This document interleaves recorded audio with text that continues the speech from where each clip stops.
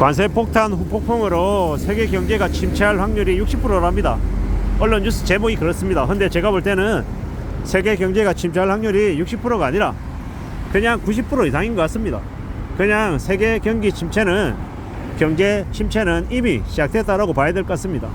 이제는요, 한국만 힘든 게 아니라 일본도 힘들고 중국도 힘들고 베트남도 힘들고 유럽도 러시아도 뭐 안 힘든 나라가 없는 것 같다라는 겁니다. 사실상 미국이라고 하는 나라가 트럼프 대통령이 전 세계를 대상으로 관세 폭탄을 투여하고 자기들 중심으로 이 세계 경제를 재편하겠다라고 이제 신호탄을 쏜 겁니다. 칼을 끄집어 들었는데 쉽게 집어넣겠냐라는 겁니다. 아닐 거라는 거죠. 이건 그냥 트럼프가 또라이라서 미친놈이라서 저런 짓을 저지른 게 아닙니다. 철저히 미국에 있는 많은 그들의 브레인들이 이런 것들을 오랫동안 기획하고 구상하고 순차적으로 실행한 거다라고 봐야 됩니다. 물론 미국 내수도 되게 상황이 안 좋다고 합니다. 갑작스럽게 이제 물가가 미치듯이 올라가니까 그들의 소비가 위축될 수밖에 없는 거죠.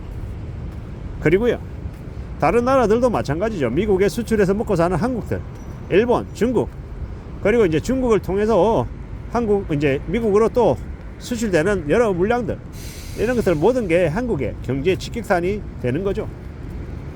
최대 한국의 경제 피해가 40%까지 될 수 있다는 말도 많이 나오고 있습니다. 매우 우려스럽죠. 미국인들의 그냥 내수 침체로 끝나는 게 아니라 그들이 팔 하나가 날아가면 우리는요, 목숨을 잃을 수도 있다라는 겁니다. 그렇게 되게 우려스러운 상황이 지금의 상황이다라는 겁니다. 결국은요, 우리가 어떻게 살아갈 수 있겠습니까? 우리가 어떤 이제 대책이 있겠냐라는 겁니다. 지금은 대책이 되게 안 보이죠. 최근에 보니까 한국과 중국, 일본의 경제장관 회의가 있었다라고 하더라고요. 왜 그들이 모이겠습니까? 한국, 중국, 일본이 모인 이유가 뭐겠습니까? 이때까지는 다 각자 자기들 잘났다고 목에 핏대 세우고 서로를 무시하고 서로를 거리를 뒀단 말입니다. 근데 이제 앞으로는요, 먹고 살기 위해서 한국과 중국과 일본이 뭉칠 수밖에 없다, 뭐 이런 얘기들도 나오고 있습니다. 그만큼 지금 상황이 안 좋은 거죠. 한국에는 무수히 많은 이 반일, 친일을 되게 혐오하는 이들이 있죠. 그리고 중국도 반중하겠다, 반일 뭐 이런 얘기를 하는 사람들이 많습니다. 반중이나 반일이나 저는 양쪽 다 좀 냉정하게 봐야 된다라고 생각합니다. 싫어할 수 있죠. 우리가 직장생활 하다 보면 그냥 아무 이유 없이 싫은 사람도 있고, 실제로 나에게 피해를 줘서 싫은 사람도 있고, 나를 비방해서 싫은 사람도 있고, 나에게 피해를 줘서 싫은 사람도 있습니다. 마찬가지로 중국이라고 하는 나라나 일본이라고 하는 나라가 한국을 우습게 보고, 또 반대로 한국도 중국과 일본을 우습게 보면 서로를 그닥 좋아하지 않습니다. 싫어하죠. 근데 우리 좀 잘 생각해 봐야 할 필요가 있는 거는, 그게 우리 개인들이 싫어하는 것과 경제적인 부분에 있어서는 협력을 하면 이득이 될지 아닐지, 이런 것들은 좀 냉정하게 따져볼 필요가 있다라는 거. 그렇게 냉정하게 따져서 실제로 실리를 좀 추구해야 되는 거죠. 어느 쪽이 이득이 되고 어느 쪽이 손해인지를 말입니다. 그런 것들을 좀 잘 살펴볼 필요가 있는 것 같습니다. 냉정하게 잘 따져봐야 된다라는 거죠.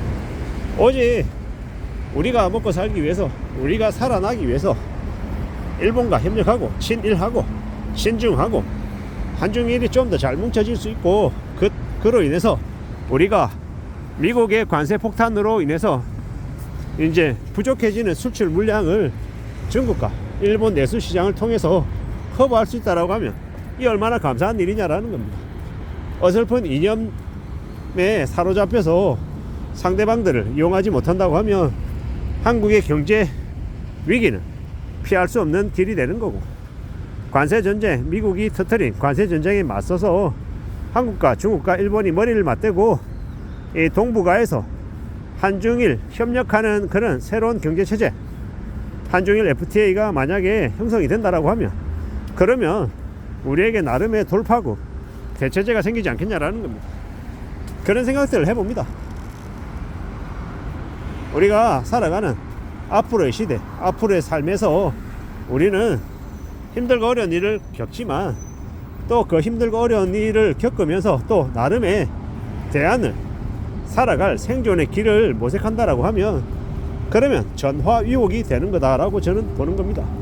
우리가 살아가다 보면 힘들고 어려운 일을 겪을 때 그 힘들고 어려운 일 때문에 우리가 쓰러지고 몰락하고 되게 이제 망가질 것 같은데, 참 아이러니하게도 그 힘들고 어려운 그런 기억들, 경험들 때문에 되려 더 단단해지고 더 착실해지고 더 열심히 사는 새로운 이 나라가 될 수도 있는 거고, 새로운 사회 집단이 되고 회사가 될 수 있지 않겠나, 그런 생각들도 조심스레 해봅니다.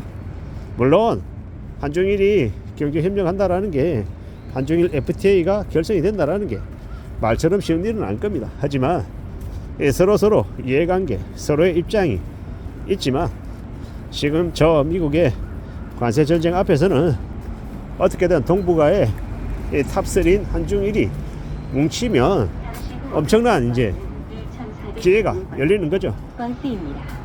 유럽이 EU라고 하는 경제 공동 연합이 결성이 되어서 미국과 맞서는 것처럼 한국과 중국과 일본이 경제적으로 뭉쳐서 미국에 맞설 수 있다라고 하면 미국이 한중일을 우습게 볼 수 있겠냐라는 겁니다. 그런 측면에서 한국은 좀 더 적극적으로 중국과 일본과 협력할 필요가 있다고 생각합니다. 너무 반일, 반중 이런 이념에 사로잡힌 어리석은 이 생각들을 하게 되면 결국 한국이라고 하는 나라가 경제적으로 침몰할 수밖에 없다라고 저는 보는 겁니다. 앞으로 우리가 살아가는 시대에 너무 많은 어려움들, 너무 많은 이 배고픔들이 있을 것 같습니다. 배고프고 힘들고 하면 이념이 무슨 소용이냐라는 겁니다.